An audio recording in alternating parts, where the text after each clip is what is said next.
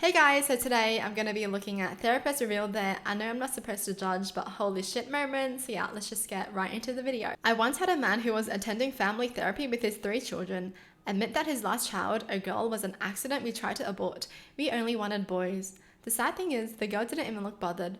She had clearly heard it all before. They were attending family therapy as the girl was actively suicidal and they didn't know why. They didn't know why! Seriously, some people should not have kids. You don't know why your kid is like that. But we always tell our kid we never wanted her. Yeah, I don't know why she's even here in this world. Like, we wanted to abort her, but also we don't know why she's suicidal. Okay. I hope the girl grows up to be an amazing person and leaves her family when she turns 18. Like, I just hope life is good to her. I heard concerning information about the way a child was being treated. Not my patient, but a sibling of the patient that I had never met. Called CPS and reported it that day, and the following day found out the child had died. It was traumatizing, and 6 years later, I still think about it a lot. That is sad. So they're basically just thinking, what if they reported it earlier? Maybe the kid would still be alive. That is so sad. When I was an intern in my MSW program, I had a 19-year-old client tell me she was pregnant. Didn't know who the dad was, but had narrowed it down to 3 guys, was not going to stop smoking meth, and had no intention of attending her baby appointments. However, she was going to keep the baby to let her mum raise it, like she did with the other children. I swear, some people are just I don't know. What's wrong with them? You know this is not good for you, but you're going to keep on doing the same thing. You're going to repeat the cycle. For what? For what? I don't get it. I worked with a teenager who was struggling with eating disorders, to the point she'd been hospitalized for organ damage at one point a few months before. I went to dinner with a girl and her mother. Her mum spent the entire dinner counting the individual pieces of rice the mum, was eating so she could accurately count the calories she consumed. I asked the mum to stop and she just stared at me and asked why she would do that, because she had to watch her figure. I wonder where the 15-year-old got an eating disorder from. She would count the individual pieces of rice. Oh my goodness. I mean, what? Okay. That's insane. I mean, yes, you can count all your calories, but why would you do it like that? Individual pieces. What the hell? But it's definitely the mum who's been telling her own daughter to not eat because she's gonna gain weight kind of thing. And who's gonna love you if you gain weight? It's crazy that parents like that exist. Seriously.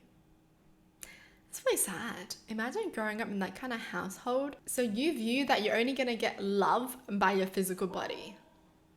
Is that messed up? I had a client admit they knowingly infected someone with HIV because they themselves were miserable and dealing with active drug addiction at the time, and they wanted someone else to be as unhappy as they were. That's messed up. Oh my goodness, that's actually evil.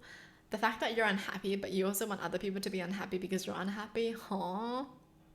Just be unhappy yourself. That person is definitely evil, because normal people, kind people, if they're unhappy, they wouldn't want anyone else to feel the same way that they're feeling because they know how it feels to be unhappy. Oh my goodness. Had a patient in a group ask her advice because she was feeling pressured into sex she really didn't want to have. A friend had traveled 2 hours to see her and got on a hotel room for them. The group heard her out, asked questions, and the consensus was something to the effect of, yeah, you probably owe it to him. It remains one of the only times I've dropped any effort at experiential Socratic questioning and just flatly told people absolutely not.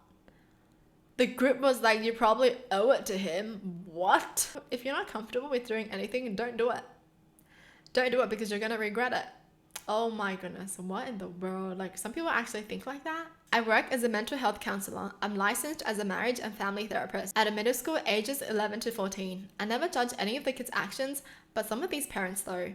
I have had kids literally tell me they're suicidal, and then I have to call the parent who's effectively annoyed that they have to take their kid to get assessed. I also had a kid in the past whose parent was about to move across country for some woman they met on the internet and knew for 2 months. Some scary stuff.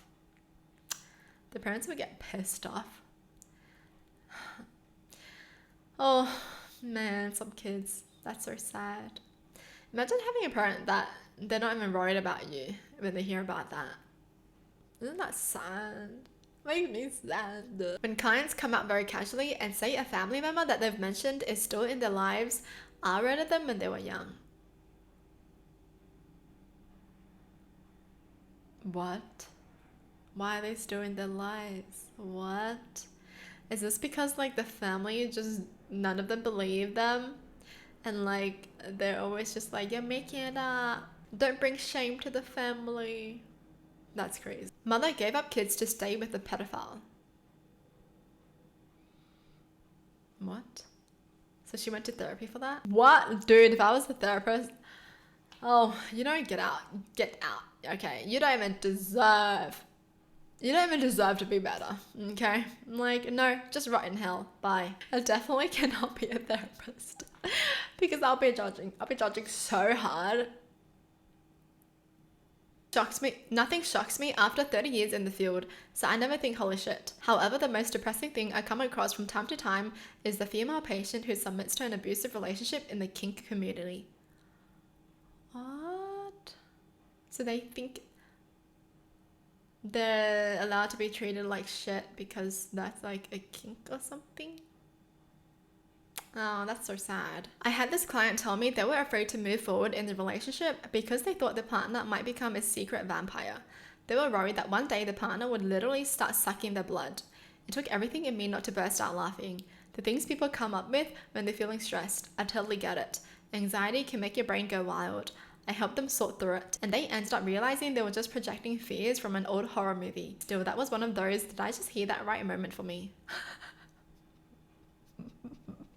Yep, I definitely cannot be a therapist. You what? Please get out of my office. Well, that's it for the video. Hope you guys enjoy. Tell me in the comments down below what your thoughts are. And as always, thanks for watching. Hope you guys liked it. And I'll see you guys next time. Bye.